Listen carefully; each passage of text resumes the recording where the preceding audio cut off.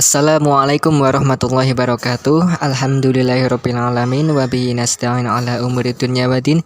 Wassalatu wassalamu asyrafil anbiya'i wal mursalin sayyidina wa maulana Muhammadin wa ala alihi washabihi ajmain amma ba'du. Baik teman-teman yang saya cintai dan saya banggakan, perkenalkan nama saya Rizal Bil Hakiki, NIM 2121252, berjuang, beramal dan bermanfaat. Kita langsung saja masuk ke dalam materi ya teman-teman ya. Di sini saya akan membawakan satu materi yang berjudul menghindari perilaku negatif yang berisi tentang hibah, suudzon, terus namimah. Dan juga yang keempat ada cara menghindari perilaku tercela tersebut. Materi yang pertama mengenai tentang pengertian hibah sendiri ya teman-teman ya. Hibah itu menurut bahasa berarti umpatan, fitnah, dan gunjingan.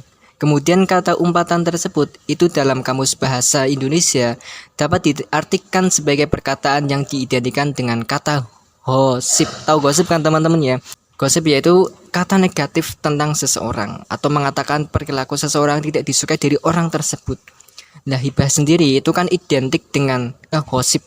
Dapat disimpulkan juga bahwasanya sesuatu obrolan atau sebuah perbincangan dapat dikatakan hibah bila mana orang yang dibicarakan tidak ada di antara kita dan juga objek pembicaranya kekurangan atau bahkan aib seseorang tersebut.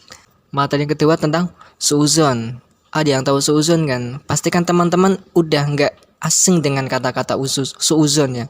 Alzan secara bahasa diartikan sebagai ragu, yang mana ada dua hal yang berlawanan tanpa ada bukti yang pasti. Suudzon kan itu dibagi menjadi dua teman-teman, ada zan positif atau husnuzon, yang kedua ada zan negatif atau suudzon.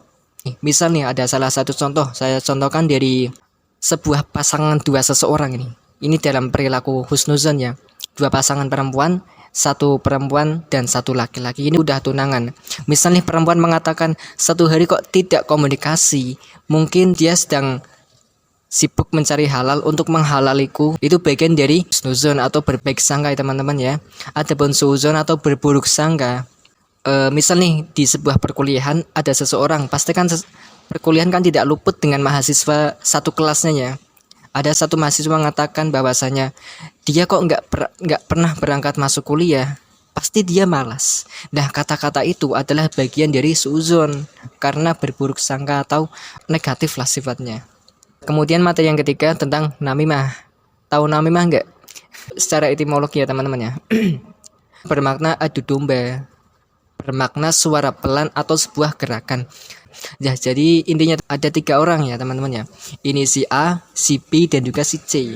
Si A ini tidak suka kepada si B karena si B itu terlalu pintar dalam mengerjakan sesuatu. Nah, si C juga orangnya pintar tapi nggak terlalu pintar dari si B. Nah, si A ini mengatakan kepada si C bahwasanya kamu itu kalah pintar ya sama si B ya. Katanya si B, kamu itu kurang pintar gitu, kamu itu sangat butuh. Nah, kemudian si C timbullah rasa seperti balas dendam kepada si B karena merasa dirinya itu seperti dikompor-kompori, sehingga si C ini tidak terima kepada si B dan keduanya itu menjadi berantem. Kemudian ini ada satu dalil ya teman-teman ya tentang hal-hal yang buruk. Ini saya ambil dari Al-Quran, surat Al-Hujurat ayat 12.